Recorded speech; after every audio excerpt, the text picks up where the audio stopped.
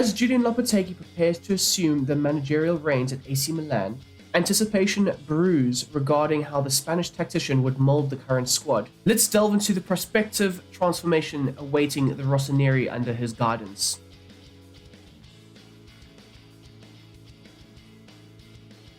Julen Lopetegui favors the dynamic 4-3-3 formation, characterized by his fullbacks surging into the wider areas and allowing for his wingers to infiltrate the half spaces.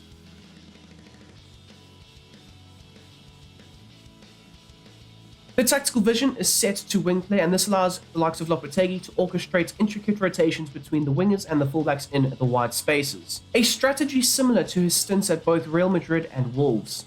Now onto the defense and the defensive style. Lopetegui wants a side pressing high up the field and will employ a pressure on heavy touch approach. This will allow AC Milan to maintain its defensive structure, waiting for the right opportunity before implementing their press and capitalizing on the turnover. The defensive width is set to 50. This allows you to maintain balance when out of possession. This ensures a solid defensive structure without compromising defensive width. A high mid block is created with the defensive depth being set to 65. This aims to restrict opponents' central areas as well as break up the play higher up the field.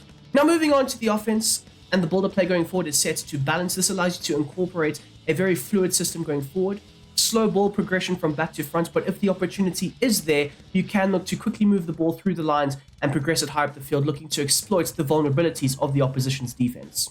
The chance creation is set to possession, consistently looking for ball retention, rotation of play in those central zones, making sure that the ball carrier has many passing options in and around him. The width going forward is set to 60, and this accentuates the attacking versatility of the side under Julen Lopetegui, vacating those wider zones for the likes of your fullbacks to attack down, and more or less looking to try and operate in the central areas of the pitch. The players in the box is set to 6, allowing for 3 players to be in that final third, more so your front 3 looking to penetrate the penalty box area, also allowing for them to have a lot of support from both the fullbacks as well as the midfield.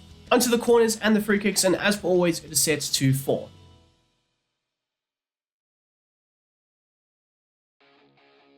The goalkeeper operates with a balanced approach, being adept at saving on crosses, but also being a sweeper keeper looking to sweep up just behind your back line. The likes of Tomori will assume the balanced stance, whereas the likes of Tior will be set to conservative interceptions, allowing for him to try and cover for the likes of a Tomori if he is out of position, maintaining defensive stability. A few players that I would suggest you consider signing for this AC Milan side would be Agurd, Aito, Calafiori, as well as Lucumi. Onto the fullbacks, both Calabria as well as Theo Hernandez will be set to the same set of instructions, and that is join the attack, aggressive interceptions, overlap, and then of course step up. As you'll see here for the likes of a Theo Hernandez, he's got the same role and instructions as well. This will often allow your fullbacks to be in those wider areas whilst attacking, but at the same time also maintaining defensive vigilance in those wider areas of the pitch. Some suggestions that I would make for you to potentially go ahead and sign for your career mode would be the likes of Biragi, Mendy, Miranda, Bueno, and then of course Aitanori. For the role of Benitzer going forward, he will be the metronome of the side. Very similar to what Toni Kroos was at Real Madrid, as well as what Ruben Neves was at Wolves. You want the likes of Benitzer being able to run at the midfield, rotate the play, be very important in the build-up play from back to front, often showing for the ball at all levels of the field, looking to be the most available and ready player to receive a pass. So he'll be set to being the deep-lying playmaker and also look to try and cover the central zones as best as possible. As for the defensive behavior, it will be set to tight mark, paired up with the ability to stay back, and this will allow him to always be able to receive a pass because he won't be that well marked higher up the field. A few suggestions for signings that you might want to also bring in to maybe back up the DM position would be the likes of a Højbjerg, a Jorginho, a Ricci, as well as a Guillemon. The right central midfielder enjoys a bit more of an attacking outlet, so therefore Ruben Loftus-Cheek fits the role and the mold very, very well. You would want to try and give him as much offensive freedom as possible, allowing him to also break into the box. So therefore, get forward and get into the box is absolutely essential. Ruben Loftus-Cheek more naturally also has the abilities to be a very good penalty box midfielder, looking to get into those attacking zones as much as possible. The interceptions will be set to aggressive when we have seen in the past with a Real Madrid more so. The likes of Julen Lopetegui, when that structure is set in place, he wants a front four consistently pressing the opposition. So the likes of a Ruben Loftus-Cheek will be one of that front four at times. The defensive positioning will be set to cover the wing, and of course the positioning freedom will be set to stick to position. For the left central midfielder, he has a bit more of a balanced box-to-box type role, so there have been no changes made to his, essential instructions, and therefore he will be set to balance for everything. Both of your wingers will exhibit a defensive awareness to their game plan. Both will be instructed to come back on defense, pairing that up with the chance creation as well as the support runs being set to balance, allowing them to effectively operate in the half spaces. At the same time, you also would want and require them to break into the box, being nice and close to the striker. And like we said earlier, that front three penetrating into the final third is absolutely essential. You would also want and require them to aggressively press higher up the field, especially when that defensive structure is set in place. As you'll see for the right wing, he is set to the same set of instructions as well. No major changes to the right. Now for your striker tends to adopt a very balanced width as well as having the ability to play as a false nine. You want your striker dropping quite deep at times, getting on the ball, linking up very effectively with the midfield, and also opening up those more central zones for your inverted wingers to try and work into themselves. He will also be told and instructed to have aggressive interception sets to on, looking to also add to that aggressive outlets of pressing when out of possession of the ball. And then, of course, having the ability to come back on defense and tucking into the defensive structure. A few strikers that I would suggest you go ahead and sign as a backup for an Okafor, maybe even to start ahead of Okafor, would be the likes of a Jonathan David, an Adli, Gurasi, or maybe even a Joshua Zirkzee.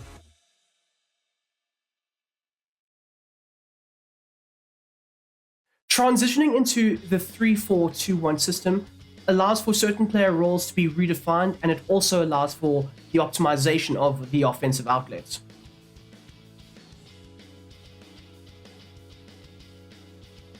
This tactical shift essentially frees the fullbacks from having their abilities to track back consistently. This will allow them to have a bit more offensive outlets to their game in those wider zones and allow you to essentially pin the opposition back in their own half.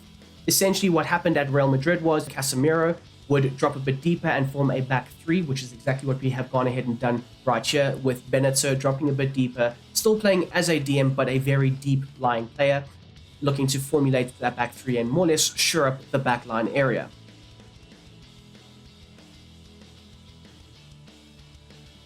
The tactical vision, there will be no changes to it. Of course, you're looking for a very fluid, free-flowing attacking outlet going forward, and you can look to try and restructure it back into its more balanced approach. So you wouldn't want to change anything going forward with the natural tactics of the side.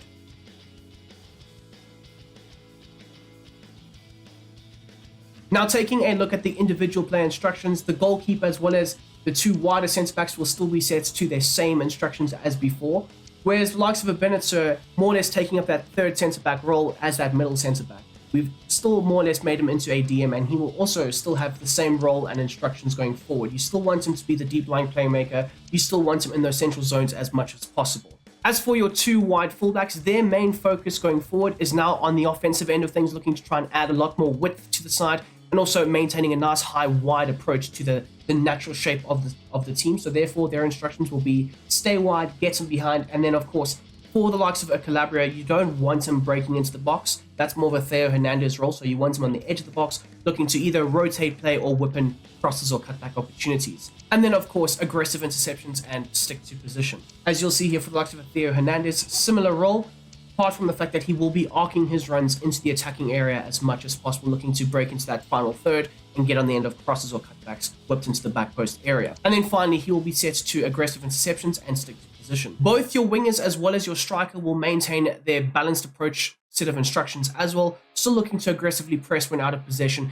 as well as still looking to operate in the half spaces. And there you have it, guys. That is how I would implement the 4-3-3 as well as the 3-4-2-1 tactics and systems under the likes of Julen Lopetegui at AC Milan for FC24. If you have enjoyed this video, please don't forget to smash that like button. But we have still got one more section to go, and that is the gameplay.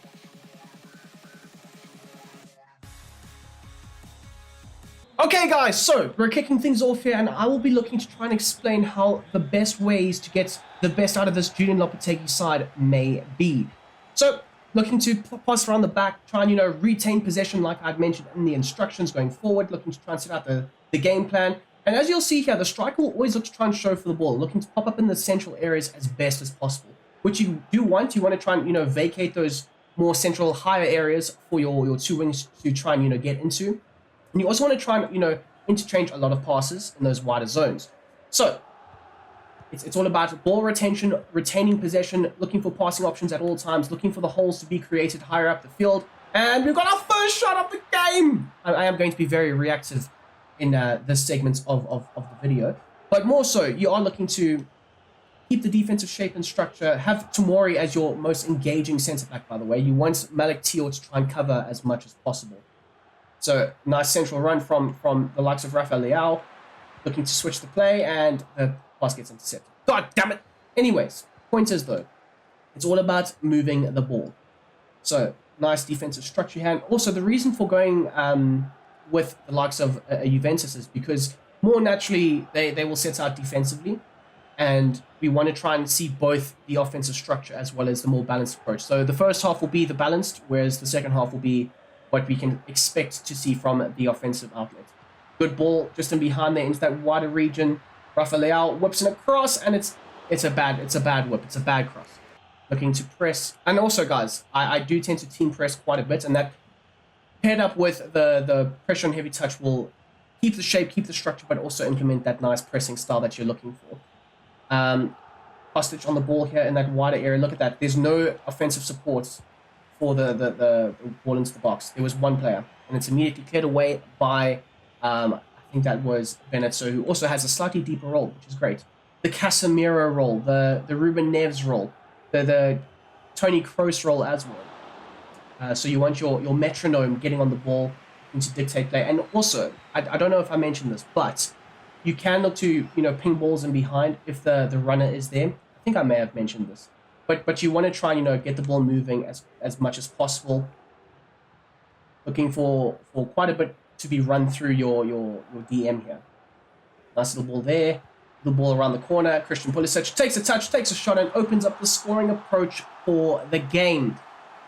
Nice little pass in the midfield. The likes of Benetso combining very well with Reinders and Ruben Loftus-Cheek very nicely, playing the ball into the more centrally focused attacking player in Christian Pulisic. Slightly more narrow approach, and he attacks the space and he gets the goal. Look at that. That's some good tracking back from Rafael Leao. I will say that. And that is a key element to a Julen Lopetegui system.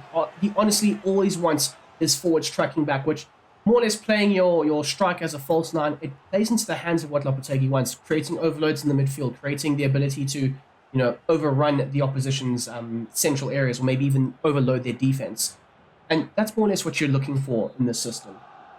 But at the same time, tracking back, defensively aware, consistently there. And look at that, Rafael Leao, calm as you like, headers it straight back to his teammates, and we can look to circulate the play and build up. You can also look to build up very effectively, like I said, the ability to more or less not counter-attack, but explode on the opposition, allowing yourself to have the space to get in behind, exploiting their vulnerabilities. Reinders gets into the box, gets into that attacking area, that good box-to-box attacking fluidity. It's there.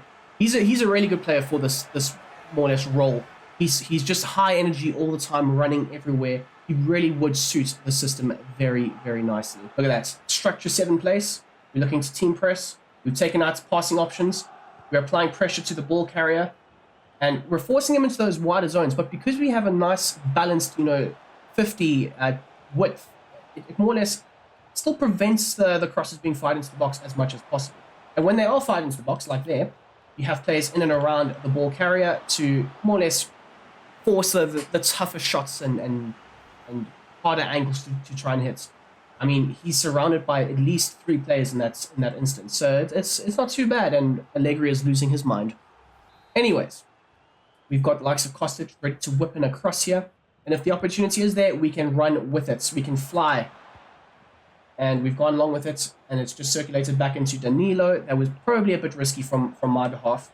Not looking to do too many bad things. And Rabiot gets a shot off, and it will be a corner just before the break. Although, look at that. It's 48 minutes gone by, and there's supposed to only be 1 minute added on. They've gone over with a deeper cross into the box, and Mike Maignan is there. Very proactive and adept at claiming those crosses, like I mentioned before. So I will be going through a few stats that you might want to consider going forward. So for the possession stats, we are ahead with 54%. It should be a lot more. I haven't been really focusing on maintaining possession. It's all about trying to exploit the opposition. But in the second half, when we do revert to that almost three-back system, you will see a lot more possession and a lot more care of the ball gets taken. Expected goals 0.8 to their 0.4, more passes than them. That's what you're trying to implement here.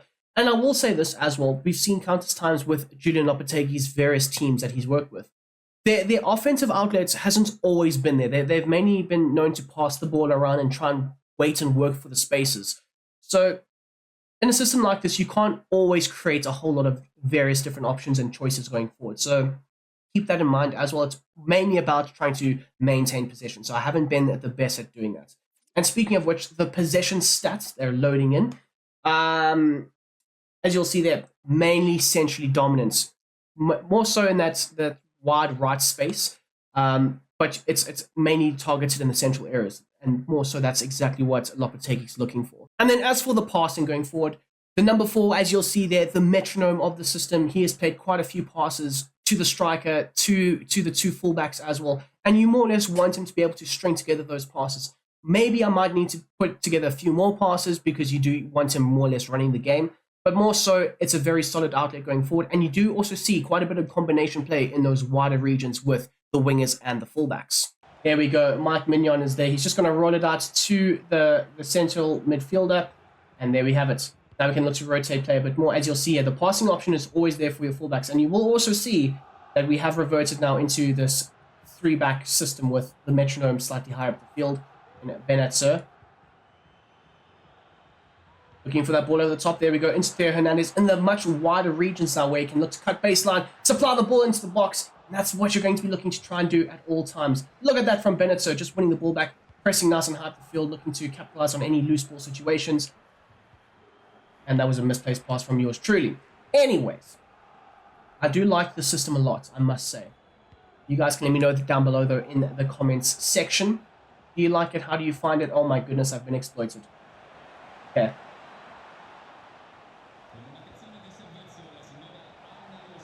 Okay, there you go. Rafael lays it off into Reinders. Reinders into the more natural 9. The 1-2 pass there. Reinders. Return ball over the top into the likes of Theo Hernandez.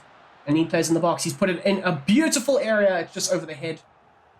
It's fine though. Look who's there. Benetzer, always in the space. Always showing for the ball. Always being able to get on the ball. That's what you want. Oh, into Pulisic. Pulisic. Fake shot. Nobody's there. Look to rotate. I've lost it. God damn it. But again, look who's there. Benetzer! You love it. You absolutely love to see it. Benetzer always getting on the ball. Always being a threat. Oh, good ball retention there. Back into Benetzer. What can we do here? Maybe pull a player out of position. We're just rotating play right here. Okay, there we go. Calabria. He's made the run for the shoulder. Bang! Puts a great ball in, and it's a diving effort, and it's just not to be. But more or less, even though, like, as you saw there, Juventus were very compact. They were very structurally sound. You don't want to rush things. You don't want to force balls in because that's how you create turnovers. And with a side like a Juventus, they can look to try and capitalize on that and more or less counter-attack. And they have quite a bit of pace up front. It's a great whipped and cross. And that's exactly what I'm saying. They have a lot of pace up front. They have a lot of, outlet going forward. So if you turn the ball over, you can be susceptible to the counter-attacks. But with a system like this in place as well, you're essentially only playing with 3 defenders. So you can be slightly susceptible to stuff like that. And you just need to be a bit more vigilant. That's why ball retention, especially with a system like this, is so, so important. But it's a great goal. It's a good cutback or a good cross into the box. Maybe Mike Mignon should do better. Maybe Calabria could get there in time. Who knows? Okay, we restart things. 81 minutes gone by. How will things end up here? Oh my goodness me. But the main role of this is how the likes of Benetzer gets on the ball, is always showing for the ball. That's the biggest plus factor here. The fact that you'll always have a spare man in the midfield because he does make that slightly deeper run. And therefore, the opposition can't always mark him. There we go, into the 9. Oh, look at that. He's drifted slightly wider. Okay, what can we work here? Well done. Great ball whipped in. Oh my goodness me. Oh, we've won it back. Nice press. And I've given it away like an absolute idiot. Okay, that's on me though. That is on me. Tomori looking to engage with the opposition. There's a minute added on here. Can we see out the game? Yes, we can, because Tomori tackles the man. But it falls to... Oh, they've gone for the back post. But look who's there. Mike Mignon yet again. So there you have it, people. That is how the gameplay will more or less shape up and look if you use the various different tactics going forward. I hope you have enjoyed this video. If you have, please smash that like button down below. I am trying out a few new things for these tactics videos going forward. And I do quite like the format of this, to be honest. So if you guys can let me know though down in the comment section, that would be fantastic.